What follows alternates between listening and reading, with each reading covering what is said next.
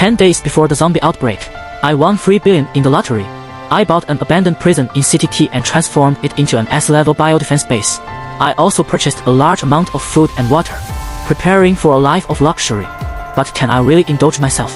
The decaying corpses, with their crimson eyes and putrid stench, lunged at me from all directions, an endless horde with no end in sight. I realized there was no way out. Looking at the mountains of money before me, I reluctantly pulled the trigger, only to find out there were no bullets left. In the end, I was torn apart by countless zombies. My brief and miserable existence engulfed in a blinding light that seared my eyes. I woke up, my consciousness hazy, and looked at the familiar yet dilapidated surroundings, my face covered in 1,000 curses and more. Didn't I die in the zombie frenzy of the apocalypse? How did I end up back here? Could it be that I was reborn? Unwilling to believe it, I pinched myself hard. Next to me, my two-colored Siberian Husky, let out a distinctively charming howl. With that, I finally confirmed that I had indeed been reborn. Glancing at the time on my phone, 10:20 a.m. on July 20th, 2035, I realized there were still 11 days left until the apocalypse and until my lottery winnings arrived. Just 10 minutes ago in my previous life, I received 3 billion, bought luxury cars and mansions, and withdrew the rest of the money, stacking it into a small mountain in my villa, enjoying the life of a paper-to-gold addict. However, my arrogant life lasted only 11 days before the zombie frenzy broke out, leading to the opening scene where I was torn apart by zombies while guarding my pile of money. Now that I had a chance to start over, I would never allow myself to make such foolish decisions again. My inner self-criticism for how foolish my previous self was. At 1 minute and 57 seconds, my Siberian Husky beside me couldn't help but make that uniquely charming howl once again. My Siberian Husky, or more precisely, my only family. I'm an orphan with no relatives, and is my only family. Bared his teeth, frantically digging the ground, expressing his grievances with teary eyes. He asked me why I pinched his handsome face. If I couldn't provide a reasonable explanation, he would choose to die with me. After tossing him a chicken leg, he gave up his resentment and started enjoying it. Lying on the ground with a satisfied expression, finally, I snapped out of the shock and ecstasy of being reborn, starting to think quickly about what to do next. The zombie virus leaked from a biolaboratory in a fancy way and rapidly spread worldwide. Once released, it swept across the globe like lightning. The virus was airborne, and those infected would turn into zombies within a day, biting anyone they encountered. Those bitten would transform into zombies within 10 minutes. Only 3 days, just 3 days, 90% of the global population turned into foul-smelling zombies. On the 5th day, 95% of the global population was infected. I was attacked by a horde of zombies on the 5th day, and my mansion was overrun and devoured. At that time, humanity had no countermeasures in place, and societal order had completely collapsed. So, after my rebirth, I was fully aware that I couldn't rely on anyone but myself. Taking a deep breath, I glanced at the time. It was 10:25 a.m. on July 20th, 2035, less than 11 days since the zombie outbreak and the beginning of the apocalypse. With only 10 days remaining, 23 hours and 55 minutes, I had to come up with a strategy immediately and get on the move. After the zombie outbreak, there were 3 essential things in short supply: clean food, clean water, and a secure defense base. Without these 3 things, facing countless zombies would lead to a dead end. So, I quickly recalled from my previous life that there was an abandoned prison in the suburbs of T-City, which was up for sale. It was probably too expensive and impractical, which is why it had been on the market for over a year without being sold. But when it came to sturdiness, few places could compare to a prison. Without any hesitation, I contacted the seller and spent 50 million to buy the abandoned prison. The seller looked at me as if I were an idiot. After all, in the normal person's mind, only someone incredibly foolish or a nouveau riche who wanted to show off would spend 50 million on such a useless place. I didn't care about the seller's opinion. Laugh as much as you want. When the apocalypse arrives, and you're in dire straits, I carefully inspected the prison. It was enormous, with over 100 prison cells, enough to accommodate thousands of people. In addition to that, there was a restaurant covering hundreds of square meters, various offices, and washrooms spanning thousands of square meters. The prison's perimeter wall was constructed with bricks, cement, and reinforced steel, towering 6 meters high, with electric fences covering every inch. The imposing solid gold gate elevated the prison's defense to an exceptionally high level. The vast space was enough for me to store food and water that would last for over a decade, even several decades. I was satisfied, The 50 million spent was well worth it. However, that wasn't enough because after the apocalypse, there would be an overwhelming number of zombies. Just in T-City alone, there were millions of them.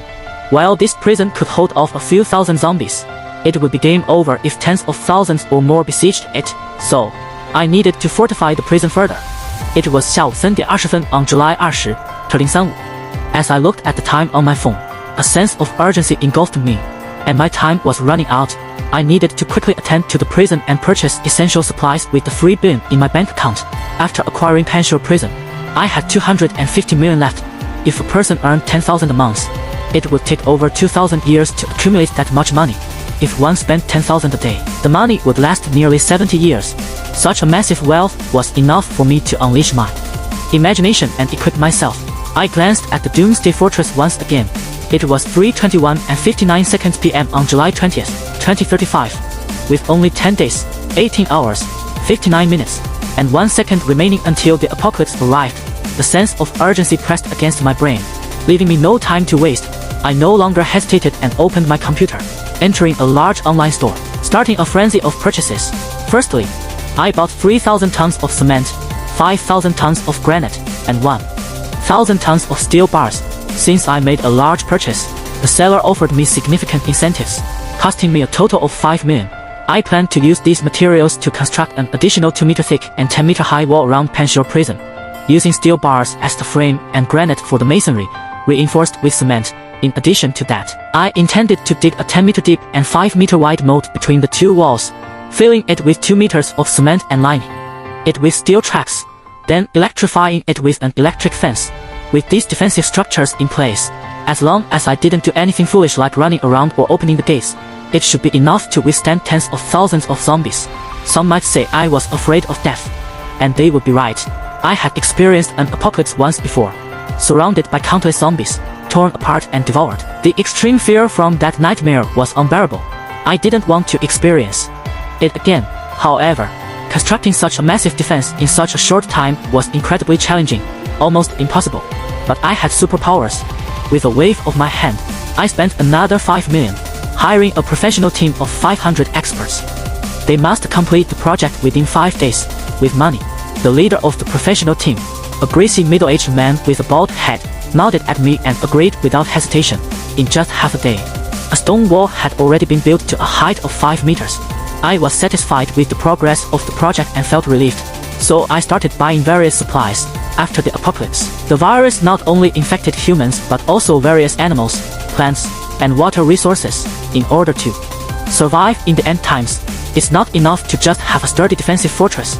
We also need enough food and clean drinking water. Looking at the 240 million yuan in my bank account, I didn't hesitate at all and began ordering large quantities of food and water. I bought all kinds of crops that could be grown in the fields, such as wheat, rice, peanuts, corn, sorghum, and sweet potatoes. I bought 300,000 kilograms of each, as well as 100,000 kilograms of pork, mutton, chicken, and duck. I purchased large quantities of various fruits, vegetables, and plant seeds. To store all these things, I hired another professional team and dug underground to build a huge cold storage facility with 30,000 kilograms of cement, reinforced steel bars, and granite. The cold storage facility utilized the most advanced freezing technology of today, capable of storing these items for decades or even centuries without any issues. In addition, I also emptied a large supermarket and bought a sufficient amount of snacks, fruits, canned goods, and spicy snacks. I spent a total of 50 million yuan on everything. You might think I'm crazy, thinking that I can't possibly consume all of these things. Am I going to be an apocalypse savior and help others? Of course, I won't do such foolish things. The reason I bought such a large amount of food is related to a secret that only surfaced on the 3rd day of the apocalypse. This secret is hidden in my heart, like the pains of an ancient body or a seed full of vitality, falling into the soil, taking root, sprouting, and growing larger, engulfing my whole being. I am afraid of the arrival of the end times, but at the same time, because of that secret, I am also looking forward to it. At this moment, I am tormented by inner anguish and pain, but I know that now is not the time to ponder that secret. What I need to do now is to prepare sufficiently before the end times arrive, so that I have the strength to unravel that secret. The reinforcement of Panshur prison is proceeding in an orderly and rapid manner. By noon the next day, The granite wall had been completed and the steel framework had been fully integrated. They started pouring water into the wall. I have to say, this professional team of 500 people is truly efficient and skilled. They can probably complete the entire reinforcement project of Panshur prison's perimeter in 3 days. The 5 million yuan spent was well worth it. Looking at the 10-meter high and 2-meter thick wall, I finally felt a sense of security. Various food and water supplies were also being rapidly transported. A long queue of large trucks, numbering over 100, formed outside the gates of Panshur prison. This massive operation caught the attention of relevant authorities, who came to inspect. I spent hundreds of thousands to establish connections and managed to come up with an excuse, which allowed me to pass off the bulk shipment of food and water. For now, I temporarily stacked the food and water on the empty square of the prison. The underground cold storage facility was still under construction, so I couldn't use it yet. The stacked food and water formed small mountains, creating a spectacular sight. My second dog, wagging its tail and grinning, ran around the mountains, happily barking. It filled my heart with a sense of happiness. With these supplies, my second dog and I would never go hungry in the tomb chamber. We could live a life of endless relaxation. However, having an abundance of food and water was still not enough. The apocalypse brought severe air pollution, and various bacteria and viruses were rampant everywhere. Human immune system rapidly declines, making it easy to fall ill. So I directly spent 2 million to buy a pharmacy and purchased a large quantity of various medicines under the name of the pharmacy. In addition to that, I bought 300 solar panels and covered the entire roof of the prison with them. By the 3rd day of the apocalypse, the power grid had already collapsed. So if we wanted electricity, we had to rely on ourselves. Solar panels alone wouldn't be enough in case of consecutive days without sunlight. Therefore, I also bought 20 diesel generators and 1 million yuan worth of diesel as a backup. Furthermore, I installed hundreds of wind turbines on the roof of Panshur prison. The prison is located in the suburbs and at a relatively high altitude, so there is usually a strong wind every day, making the wind turbines effective. But besides all that, I also replaced all the doors and windows with bulletproof ones and installed various soundproofing devices. Zombies are highly sensitive to sound. The soundproofing devices can effectively isolate and reduce the attraction to zombies. After completing all of this, I went to the black market and spent 2 million to buy a sufficient amount of firearms, grenades, gunpowder, and bulletproof vests. These are all prohibited items. Normally, I wouldn't even dare to think about it. But with the apocalypse approaching, even if the authorities were to discover it, I estimate that the apocalypse would have already erupted. So I had no qualms. After returning from the black market, I bought several hundred mobile phones and a dozen computers, filling them with various videos, novels, and bought a massive amount of books from bookstores. The apocalypse is dull, and I need some spiritual nourishment to fill the void in my life. After all these preparations, 3 days had already passed. At this point, the reinforcement of the prison perimeter had been completed, and the walls were incredibly solid and sturdy. I specifically used a large truck to crash into it to test, and as a result, the truck was completely destroyed. But I was satisfied. These prison walls could easily withstand tens of thousands of zombies. The purchased supplies were being delivered one after another and filled the entire square. They even filled up the rooms, leaving no space. Fortunately, the underground cold storage facility was completed. I hired a group of workers to store 99% of the supplies in the cold storage, and the remaining 1% was stored in the prison's warehouse and kitchen for my and my second dog's daily use. For the cold storage's entrance, I installed a 2-meter thick solid gold door, and it had 3 layers. The first layer is facial recognition, the second layer is fingerprint recognition, and the third layer is voice recognition. Only when all 3 layers are open simultaneously can the cold storage be accessed. It's not that I'm overly cautious, but in the tomb chamber, anything can happen, so I must be prepared at all times. Lastly, I purchased several hundred unmanned drone cameras to monitor the conditions inside and outside the prison. Everything was ready. Then, I looked at the time. It was 4:20 p.m. on July 30, 2035. Just 12 hours away from the apocalypse, from the outbreak of zombies. I didn't have much time left to celebrate. To cherish these last 12 hours, I prepared a grand feast for myself and my second dog.